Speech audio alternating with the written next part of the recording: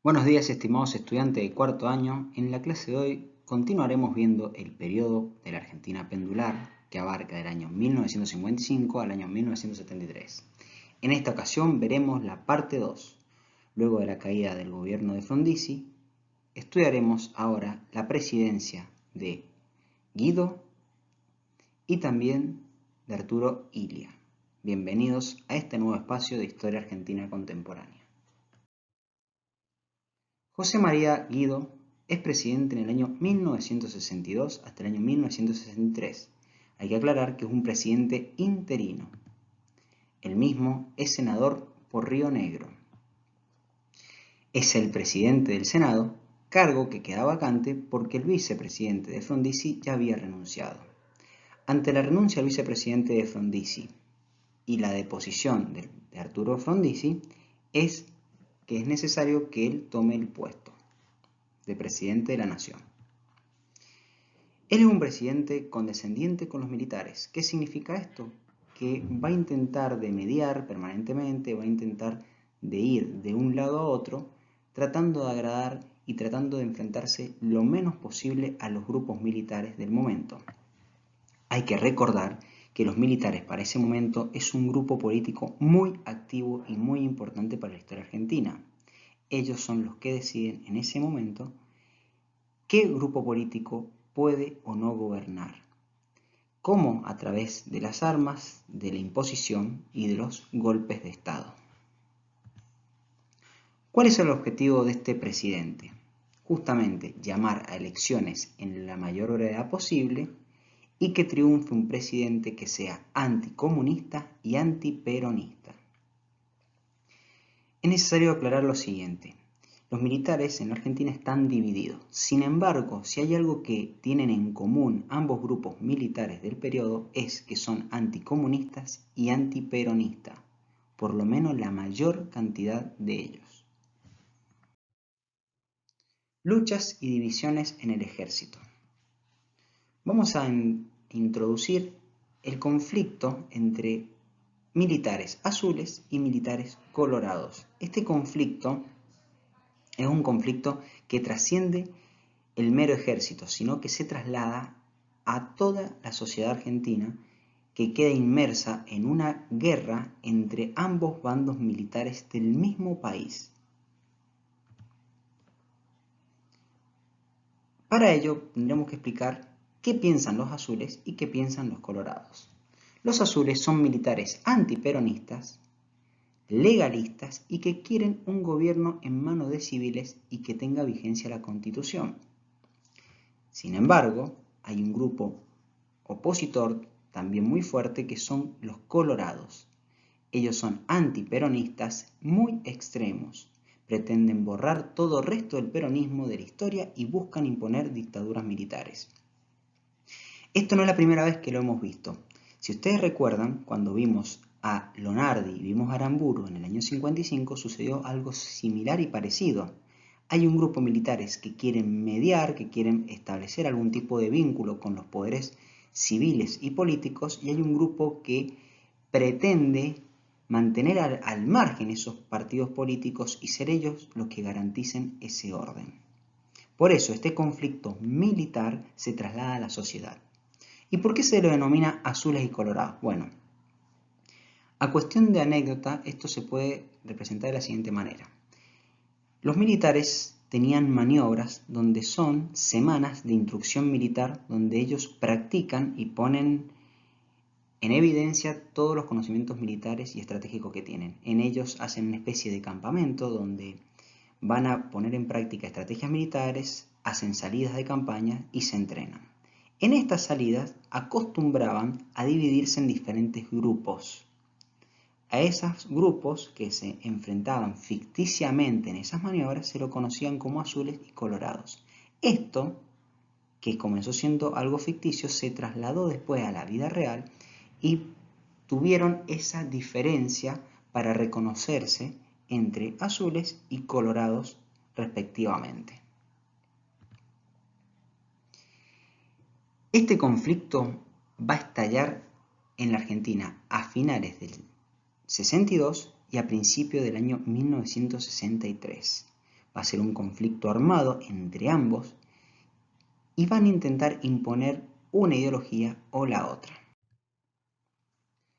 ¿Cómo es el desarrollo y desenlace del conflicto? Bien, voy a dejarles un link donde van a poder ver en profundidad el desarrollo con imágenes y videos propios de ese acontecimiento. A grandes rasgos voy a explicarlo, pero les recomiendo que por favor visiten esa página que les voy a dejar a continuación. Se lo denomina justamente con esos nombres por los colores que se usaban en las maniobras militares, como expliqué anteriormente. Colorados y azules, lo que empezó siendo una especie de entrenamiento y ficción, luego lo trasladaron a la vida real y utilizaban esos colores para distinguir un grupo de otro. Por un lado, los colorados es el grupo que se va a caracterizar por ser el grupo rebelde dentro de la Argentina. ¿Por qué? Porque de manera inmediata el presidente Guido va a tomar partido, luego de unos días de su presidencia, por los azules, más allá de que se cambió de bando en algunas ocasiones. Los colorados los compone grupo de la Marina, parte de la Infantería y la Artillería. Y los azules los compone parte de la Fuerza Aérea y la Caballería. También hay que tener presente de que en algunas oportunidades estos grupos se vieron modificados y no es taxativamente tal cual o de manera que no se van a mover. Dependiendo de las ocasiones y el contexto es que se van a ir moviendo entre un grupo y otro, pero a grandes escalas estos son los grupos que se enfrentarían y cómo lo hacen. ¿Cómo finaliza esto? Los azules se imponen con su máxima autoridad. Los azules intentan legitimar al gobierno y legitimarse ellos a sí mismos. ¿Quién es la gran figura reconocida en este periodo que impone el orden? El general Juan Carlos Onganía. Unos años posteriores los vamos a ver como un presidente más de la nación argentina, un presidente de facto. Pero por ahora él toma el protagonismo y se impone a sus compatriotas que son los militares colorados. Aquí podemos ver diferentes imágenes y periódicos del periodo que estamos analizando. Por un lado vemos grandes bombardeos, sacan tanques a la calle, ¿sí? Y vemos grandes movilizaciones de soldados. Esto se va a ver con mayor precisión en el video y el link que les dejé anteriormente, porque ahí se desarrolla este conflicto y se ven los videos de la época, que es muy interesante para percibir la situación sociopolítica que enfrentaba la Argentina en ese periodo. La Argentina claramente está con una tensión muy alta. Luego del año 63, luego del conflictivísimo mes de abril, se empieza a buscar la normalidad de las instituciones políticas en Argentina.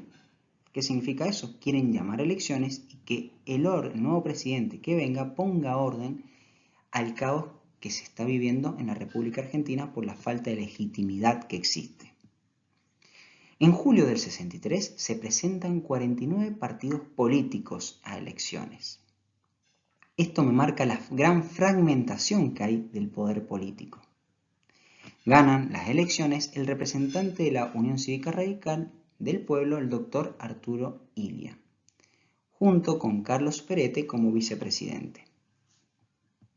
El gran problema es de que gana las elecciones Illia con un porcentaje muy bajo de votos.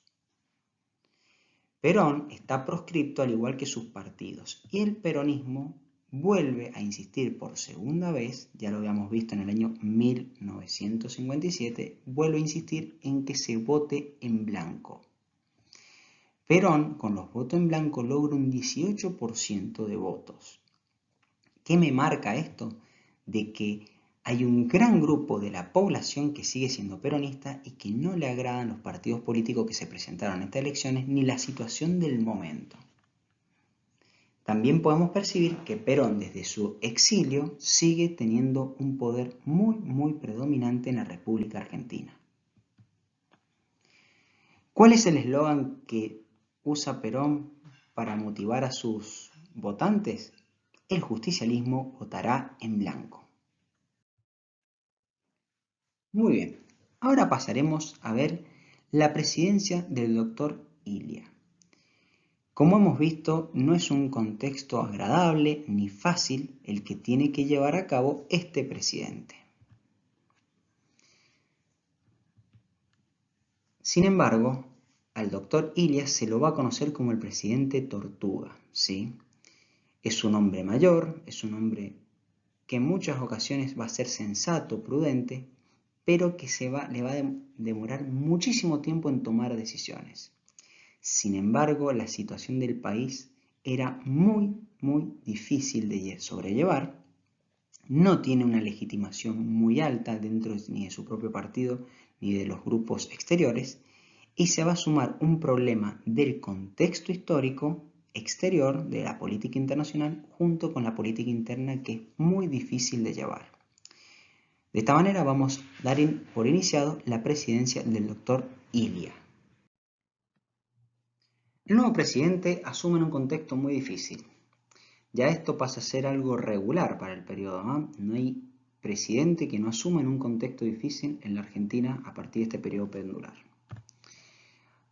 Como es de costumbre, hay una famosa crisis económica. Los sueldos y aguinaldos se pagan en cuota.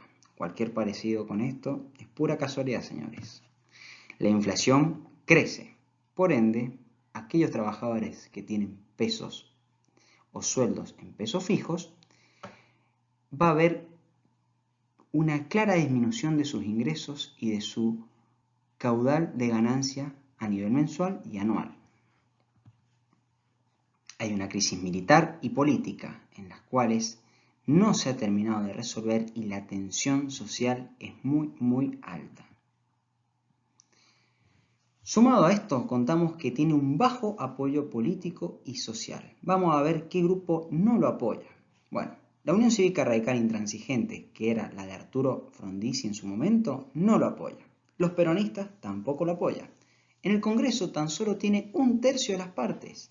Los colorados no lo apoyan. Y los azules lo tienen en la mira. Esta es la situación en la cual va a tener que gobernar Arturo Ilia. Sin embargo, tenemos que detenernos en el peronismo. ¿Qué está pasando con el peronismo para ese momento? ¿Quiénes son sus referentes? ¿Y qué va a suceder en esta década? Encontramos que el peronismo se ha dividido entre los grupos verticalistas y los neoperonistas. Los verticalistas están dispuestos a seguir las órdenes de Perón a muerte, y como no pueden traer a Perón, se conforman con recibir cada tanto la visita de su nueva esposa, María Estela Martínez, de Perón. Esta mujer, años posteriores, va a ser la primer presidente mujer de la República Argentina, pero para eso va a faltar un tiempo prudencial. Sin embargo, tenemos también a los neoperonistas, encabezado por Augusto Bandor. Este nombre no se lo olviden porque vamos a recordarlo más adelante. Bandor es el secretario general de la CGT. Y este grupo de neoperonistas son capaces de entender el peronismo sin Perón. Esto va a ser muy peligroso para el propio Perón, ya que Perón es una figura totalmente personalista. ¿Qué significa que sea una figura personalista? De que de él depende todo y él maneja a gusto y placer las órdenes y las ideas que tiene su partido. Este grupo de neoperonistas intenta que las ideas del peronismo trasciendan la propia figura de Perón.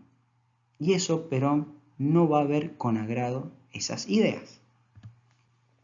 Acá les presento a Augusto Bandor. Y aquí les presento a María Estela Martínez de Perón, junto con su marido. Ambos grupos tienen en común algo, que se van a oponer a Ilia. Pero ya esto les voy marcando de que los propios peronistas están divididos internamente. División del peronismo. Se divide en las 62 organizaciones de Bandor y Alonso. Quiere decir que la CGT se ha dividido en dos partes. Contra los grupos independientes de March. Bandor busca mediar y pactar con el gobierno por los intereses de los obreros, mientras que la otra rama peronista busca el regreso de su líder a cualquier precio. Y atención acá porque ahora vamos a empezar con la parte de la historia argentina que se inicia con mayor violencia, ¿sí? Si bien van a faltar algunos años para que inicie la guerrilla, ya acá vemos el primer antecedente de estos grupos que van a intentar a cualquier precio traer a su líder político. Por eso encontramos el primer antecedente de que quiera Perón volver, que es el operativo Retorno, que fracasó. El 12 de diciembre del año 64, el expresidente Perón intenta regresar a la Argentina en avión, pero en el aeropuerto de Brasil, había hecho una parada ese avión, es detenido el avión y no le permiten bajar ni hacer escala hacia la Argentina. Esta es una de las noticias muy importantes de ese periodo. ¿Qué simbolismo tiene esto? ¿Qué representa esto? Y que claramente Perón tiene ganas de volver a Argentina y que los políticos del momento, motivados por las presiones de los militares, no lo van a permitir. Por supuesto que esto Perón lo ve con muy mala cara y empieza a mover los hilos para intentar dejar la mayor inestabilidad posible en la política interna argentina. Aquí les dejo otro link que pueden consultar para expandir un poco este operativo Retorno.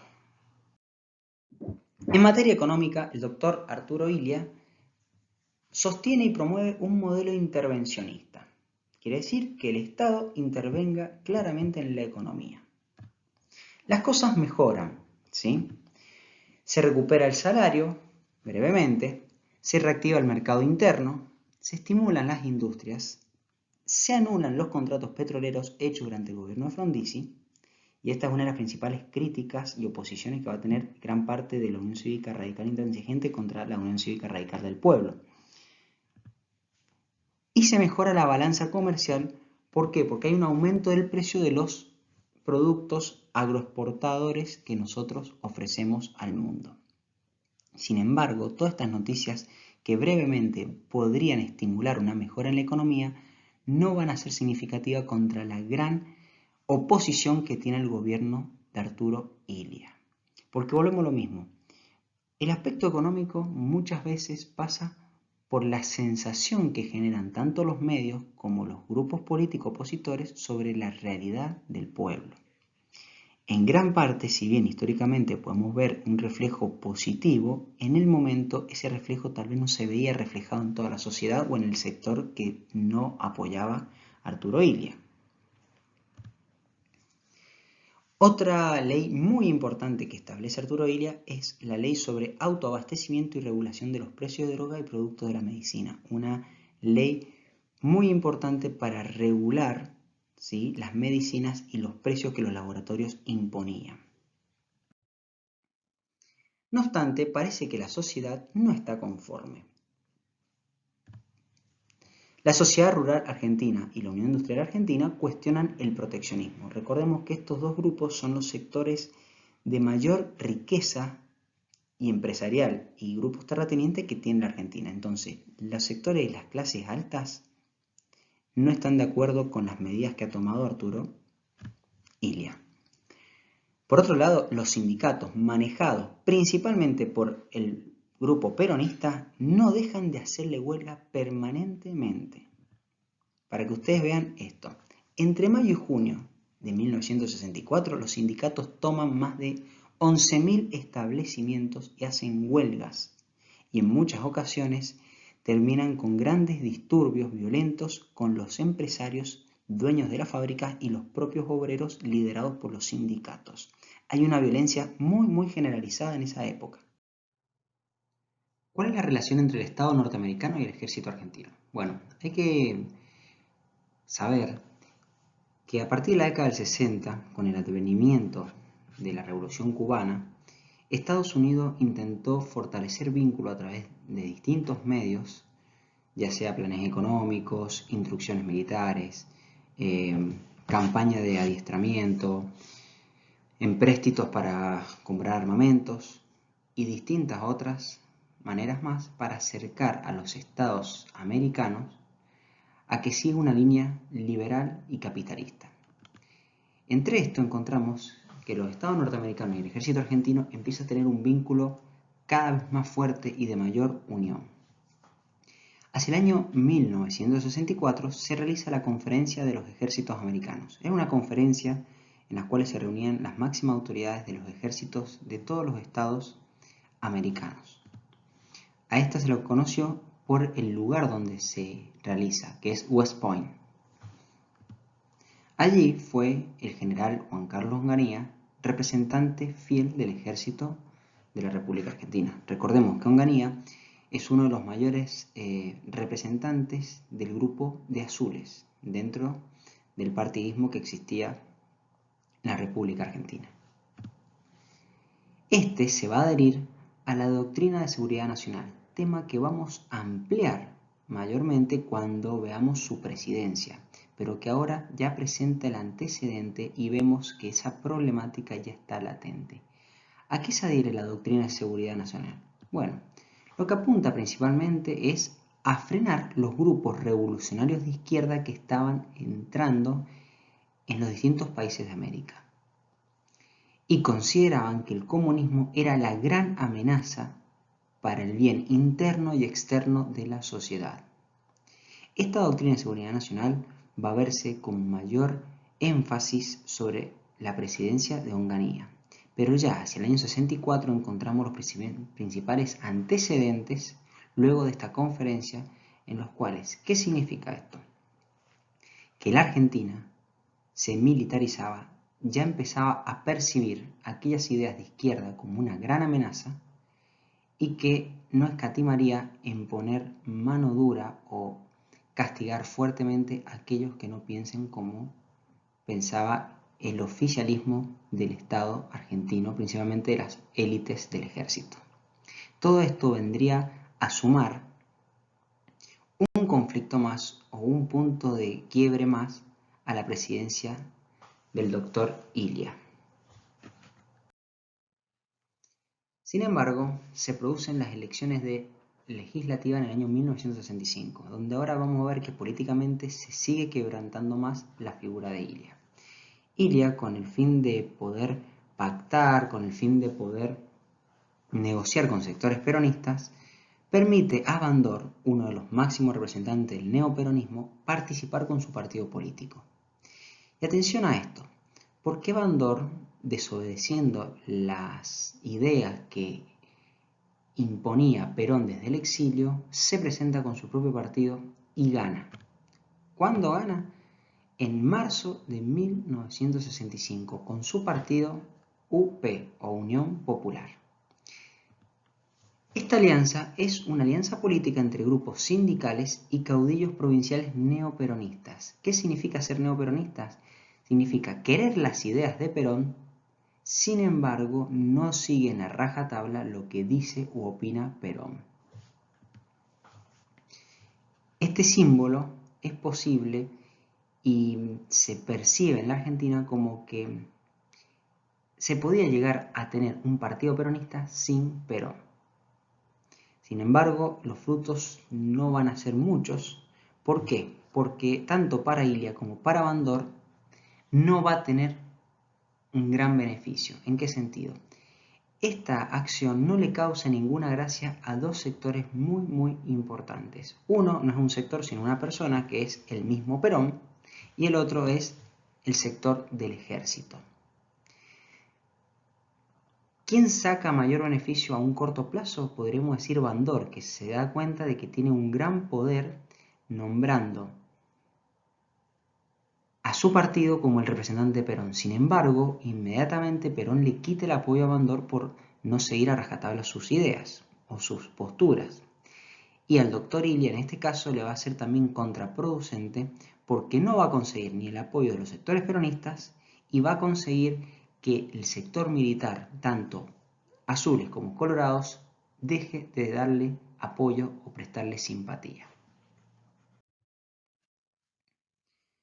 Vamos a adentrarnos al final del gobierno de Arturo Ilia. Nos vamos hacia el año 1966. Su gobierno se va a caracterizar por un correcto funcionamiento de las instituciones del Estado. la libertad de expresión, la división del poder y el respeto por la oposición. Estas son cualidades o características positivas que tuvo Arturo Illia. Sin embargo, otra vez vamos con ese sin embargo o no obstante, los medios masivos de comunicación, la imagen pública es una imagen bastante desacreditada y se lo conoce como el presidente Tortuga. Es un presidente que carece de autoridad. Las Fuerzas Armadas poco lo respetan.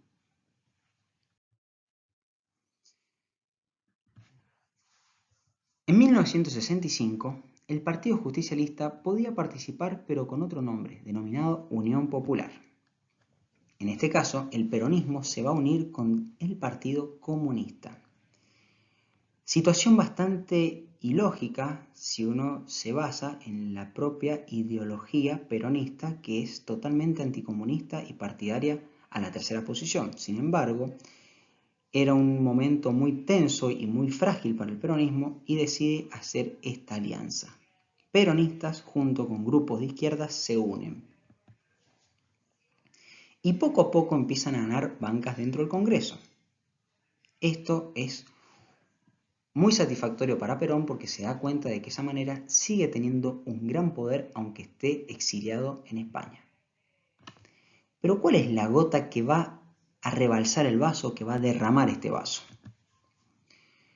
El general Onganía, recordemos, un fiel símbolo representante del grupo de los azules, pide su retiro y la tensión crece. ¿Por qué? Porque Onganía era una figura muy respetada en ese momento y era una de las figuras militares que servía como símbolo de orden. Cuando él pide su retiro, crece el miedo a lo que pueda suceder si él se va. Ante el miedo del retorno de Perón, adivinen qué grupo militar va a aparecer para hacerse presente y no dejar que el peronismo siga aumentando su poder político dentro de la Argentina. Muy bien, si han dicho los grupos militares, están en lo correcto. Los militares llegan para volver a poner orden y quitar cualquier posibilidad de que el peronismo siga creciendo o llegue a volver por medios legales al país.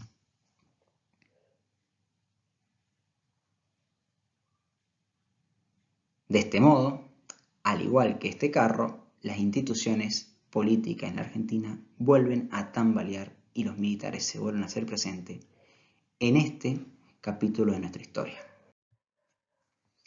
El 28 de junio del 66 se procede a nombrar como presidente al general Juan Carlos Onganía. Su gobierno durará 4 años. A su gobierno se lo conoce como el Onganiato. Apenas asume, afirma que el golpe de Estado que ha propiciado contra Illia no va a tener plazo, sino objetivos. ¿Cuáles son esos objetivos? Va a tener que pasar por un tiempo económico, va a tener que pasar por un tiempo social y va a tener que pasar por un tiempo político. Esos 3 tiempos los analizaremos próximamente en las siguientes clases. Para la semana siguiente estudiaremos el gobierno del general Onganía. Desde ya, muchas gracias por su tiempo y atención. Espero que tengan un buen inicio de semana. Muchas gracias.